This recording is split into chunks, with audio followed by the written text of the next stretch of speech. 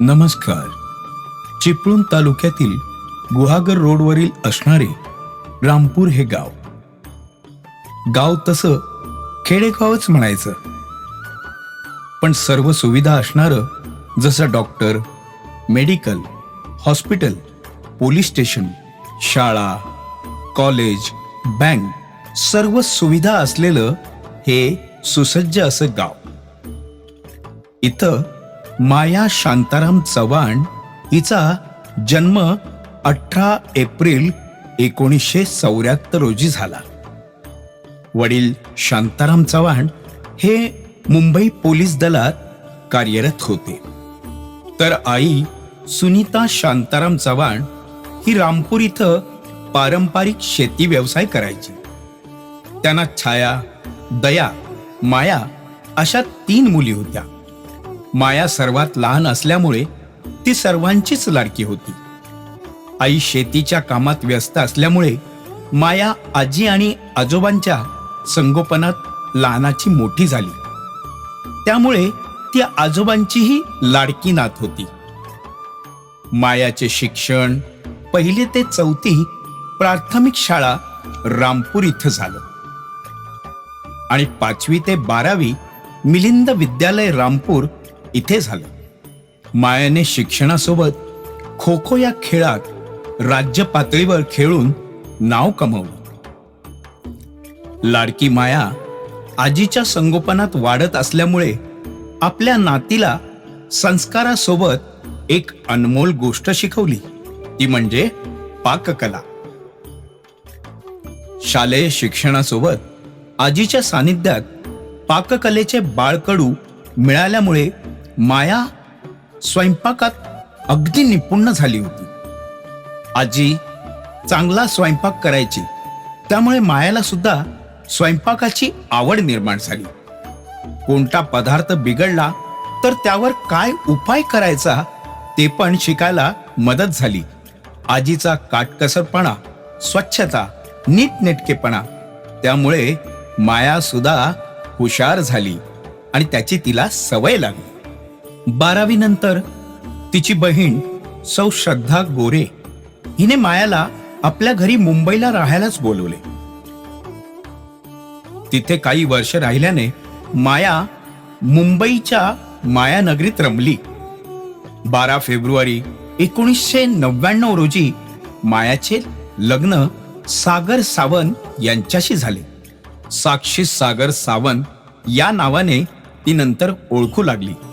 सागर सावंत हे mark publication मध्ये graphic designer म्हणून कार्यरत होते. श्री सागर सावंत यांचे जास्तीत जास्त काम नेरूळ येथील टाटा प्रेसमध्ये असल्याने सन 2002 रोजी आपला मोठा मुलगा ओम ह्याला घेऊन दादर येथून ते नवी मुंबई इथे शिफ्ट झाले.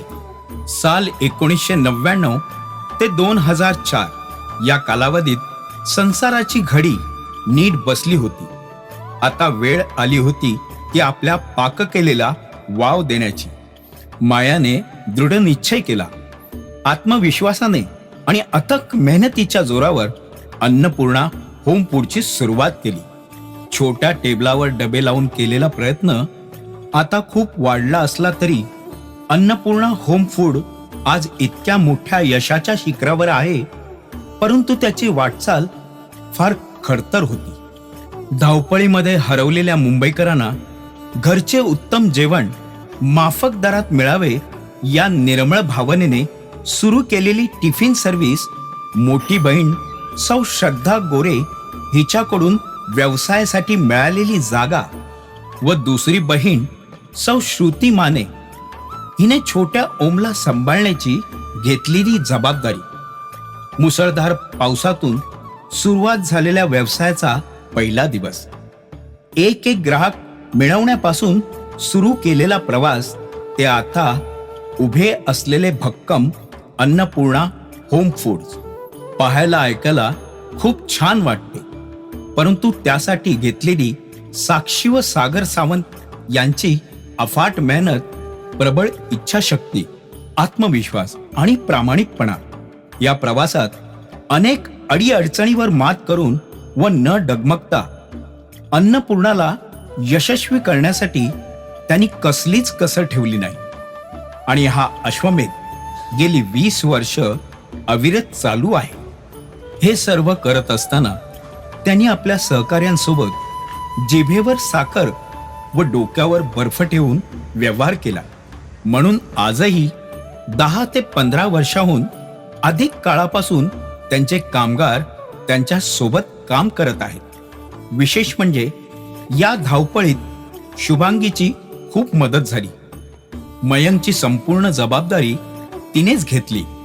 साक्षीने घराकडे कधीच दुर्लक्ष न करता व्यवसाय सांभाळून आपल्या मुलांचे शिक्षण, घरच्या जबाबदाऱ्या सांभाळत सण समारंभ आनंदाने साजरे केले. घरातला स्वयंपाक, स्वच्छता याच्याकडे काटेकोरपणे लक्ष दिले. आपल्या सासरच्या व माहेरच्या माणसांनाही व्यवस्थितरित्या जपलं. असं असूनही वेळात वेळ काढून त्या आपल्या रामपूर गावच्या जत्रेला व गणपती सणाला आवर्जून भेट द्यायला जातात. रामपूर ते मुंबई पर्यंतचा त्यांचा प्रवास खरोखरच वाखाणण्याजोगा आहे. आपल्या कर्तृत्वाच्या बळावर त्यांनी आजच्या स्थितीला एक आदर्श पायंडा घालून दिला आहे. यशाच्या शिखरावर उंच भरारी घेताना त्यांनी आपले पाय सतत जमिनीवर राहतील याचं भान ठेवलं आहे. अशा या पाककलेच्या सुगरणीला, अन्नपूर्णेला उत्तम आई, बायको, सून, बहीण, मुलीला व उत्तम मैत्रिणीला मानाचा मुजरा. चूल आणि मूल याची उत्तम सांगड घालत त्या पल्याड जाऊन खेड्यापाड्यातून आलेली मुलगी ते आज यशस्वी उद्योजिका बनण्यापर्यंतचा प्रवास नक्कीच खडतर होता. परंतु अशाच खडतर मार्गावर चालत निश्चय, संयम, धाडस आणि आत्मविश्वास, जबाबदाऱ्या यांच्या पायऱ्या रचत शिखरावर उंच जाणारी रणरागिणी म्हणजे साक्षी सागर सावंत. आज साक्षी सागर सावंत हिच्या 50व्या वाढदिवसानिमित्त परमेश्वर चरणी हीच प्रार्थना की आजपर्यंत जे यश त्यांनी मिळवलं आहे ते उत्तरोत्तर आणखीन दृढ होत जावो. आई तुळजाभवानी त्यांना सुदृढ आणि निरोगी आयुष्य देवो ही सदिच्छा. आणि पुन्हा एकदा सौ साक्षी सागर सावंत हिला वाढदिवसाच्या लक्ष शुभेच्छा.